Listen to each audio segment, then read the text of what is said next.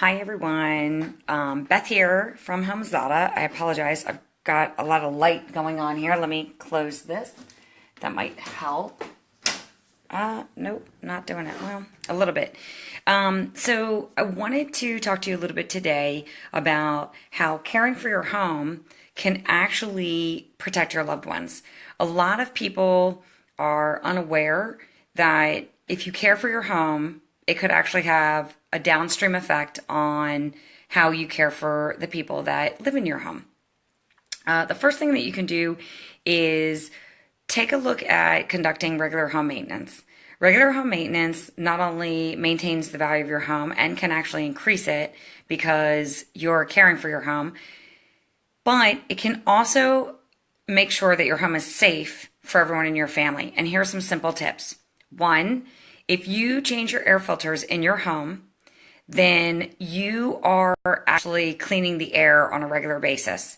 And if any of your family members may suffer from asthma or some other component, you definitely want to clean these air filters so that their asthma is manageable, or maybe you are helping them correct their asthma. The same thing goes for if you have air purifying filters inside your house.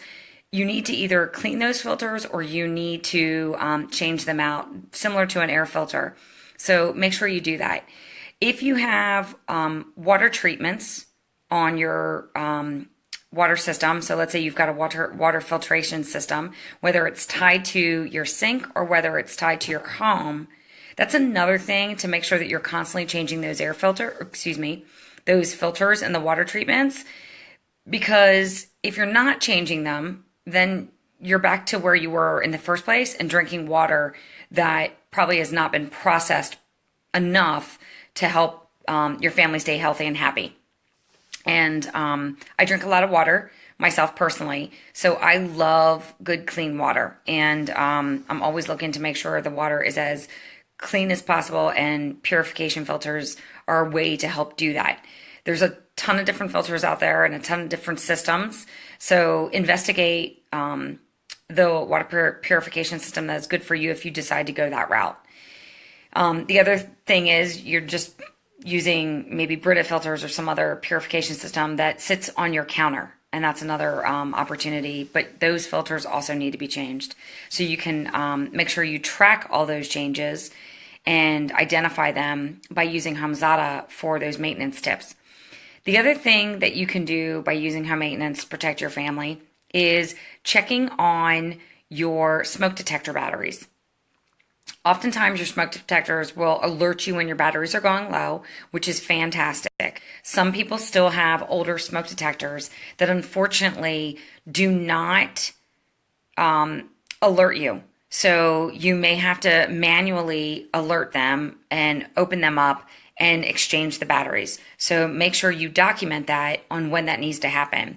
The other option is to create a project, and that project is replacing your smoke detectors with newer ones that have alert systems on them. So that's another thing. Many homes today are also starting to require carbon monoxide detectors. Same thing. So when you have a carbon monoxide detector, very similar to a smoke detector, you, I've got my hair on the way, you can, you need to make sure the batteries are operating efficiently in those as well. Some require batteries, some require some other components, but make sure that they're working properly and they're in areas of your house that have a chance of being close to like stoves and what have you, because there's some carbon monoxide that can come off of that. And they're in bedroom areas, because bedrooms are the area where if you're sleeping and you suffer from carbon monoxide poisoning, you may not wake up the next day. So really key, smoke detectors in bedrooms and carbon monoxide detectors in bedrooms, and also in areas close by to those key areas like kitchens and what have you that may need that. What else can you do to know that maintenance is actually protecting your home? Let me think about this for a second. I'm going to look at my cheat sheet a little bit. So one of the things you can do is also make sure that your pipes are also working properly. Check your toilets, make sure they're operating properly. Check your sinks, make sure your faucets aren't dripping. If they are, then this becomes an opportunity, this becomes an opportunity to fix all of those areas. The worst thing that could happen is you have a broken pipe somewhere, whether it's in a toilet, whether it's in a faucet, whether it's somewhere else, and all of a sudden that pipe burst and it's running water down the insides of your walls, on your floors. Another way to actually get alerted if there's a water leak is there are smart home technology devices that you can place around areas that could be sensitive to water, whether it's a dishwasher, maybe it's a toilet, somewhere in a bathroom because of sinks and what have you. But adding those and also checking those areas will help avoid any problems as it relates to burst pipes, which could cause more damage to your house and also more problems with your family. So if you do have water leaks, you really need to make sure that you're checking not only the floors, but also your walls, because a lot of mold can build up from water in a house. And that's really, really important to avoid mold because it can make people very, very sick. And it can actually have some level of poisonous effects. So you want to avoid that and make sure you're protecting your family that way. In addition to the areas inside your house, it's also important to make sure that your gutters are cleaned on the outside of your house. So your roof gutters are collecting water and trying to streamline that water away from the house so that it's not getting back into the walls and the foundation, which could cause problems to your house. One of the areas that we look at when it comes to gutters is making sure you remove the debris so that water can flow in its natural path in the gutters the way they were designed and down the side pipes from your house. The worst thing that could happen is your gutters aren't clean and you have water flowing over the top. I'm demonstrating it over the top of your gutters and it's running down the side of your house. Depending on the type of house that you have, that water can seep into your walls and it can sit there and gather up moisture, which is also another area where mold can transpire and grow. And in some areas of the country, especially the West Coast right now, we have a lot of rain happening right now, and that rain will continue to sit in that area and cause more damage. So that's one thing. Making sure your gutters are clean will also protect your walls from mold. The other thing that your gutters being clean will do is it'll protect your foundation and your grading of your house. And generally your grading from your house is away from your house. There's a slight grade that goes down and away from your house to avoid water moving closer to your house, causing more damage. It's very gradual. Most people don't even know it's there. But if you have water falling down and seeping down the sides of your house, then that grade, very similar to what we saw with a dam, starts loosening up dirt, and it actually can create almost puddles or ravines close to the walls of your house, which could cause more damage. For everyone who has basements, this could actually start getting water seeping into your basements as well, which could cause the same amount of problems, whether it's mold, whether it's damage to the house, but also cause problems for your family. So we definitely want to try to make sure we're maintaining our house to protect our family members, especially because some of these things are very simple that we can get scheduled. And also in the long run, we have happy, healthy family members. Some other tips to do that affect fire in your house. Most people forget about these things. So one of the first ones is cleaning out your dryer vent.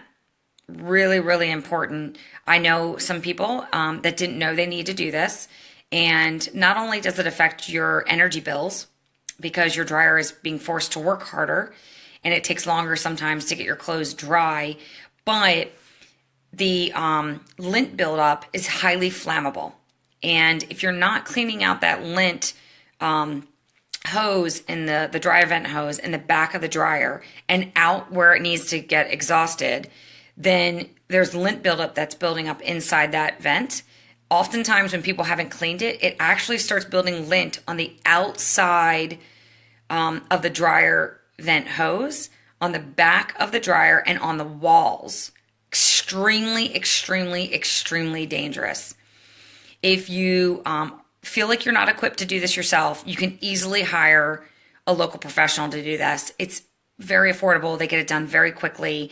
And we recommend you do this every year to avoid any buildup.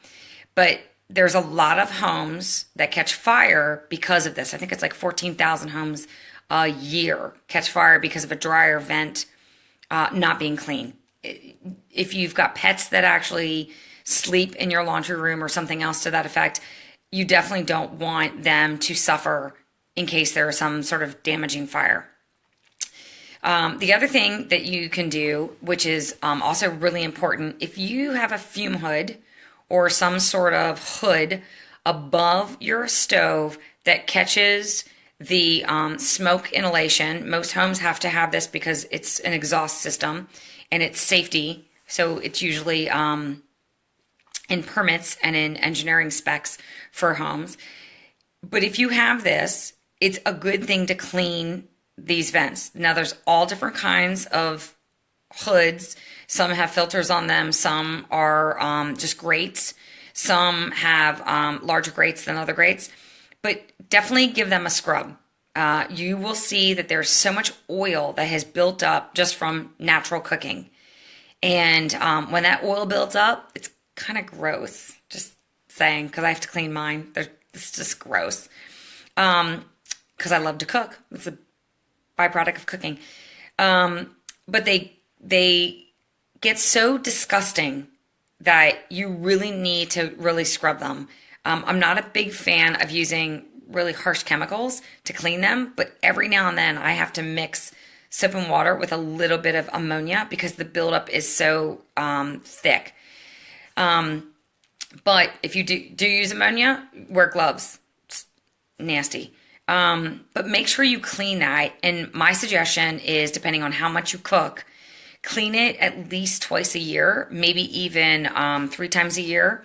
If you cook a lot, I have to clean mine a little bit more often because I cook a lot. And all that grease builds up. And if you think about it, when you're cooking, it's easily flammable. So I just can't get over it. I'm sorry, I just can't get over it. It's so nasty in and of itself. But you definitely don't want to avoid kitchen fires. And kitchen fires are one of the number one fires that occur in the house. That also goes into place keeping away your dish towels from your stove. A lot of people are getting induction stoves, which are a little bit safer. But in that case, you also have to be careful not to place your hand on the top of the area because it's hot. You can burn yourself. So keep in mind those scenarios about fire and or burning in the kitchen. Clean out your stove hoods and vents. Move dish towels away from your stove and educate kids and pets and family and everything else on why they need to stay away from stoves because they're just hot until you have the time to educate them on what it means to cook. Because I loved cooking when I was a kid. Still love it. What else do we need to do to track better home maintenance to make sure you're safe? I talked about fires. I talked about water. I think that's good for now. So I just wanted to give you those tips on how effective home maintenance can actually have a positive situation on your family. It's really, really important to understand that your home is someplace where you have the opportunity to care for it and live in it and party in it and share experiences in it and memories in it. But you also have the opportunity to care for it so that your family and your pets are all safe when they do live in your home. So I hope these tips were helpful to you. I'm always a firm believer in documenting your maintenance tasks. Yes, I love HomeZada. Yes, I use it intensely. And my maintenance schedule is always up to date because I just can't remember everything. I just can't remember when I cleaned my dryer vent last and when I'm going to do it next. So I make sure I have everything scheduled so that I can have access to it right away. So I hope you gained a lot. And let me know, or anyone in our team know, what kind of questions you have about home maintenance and how to care for your home, or any other factor around HomeZada. We look forward to seeing you. Have a great day.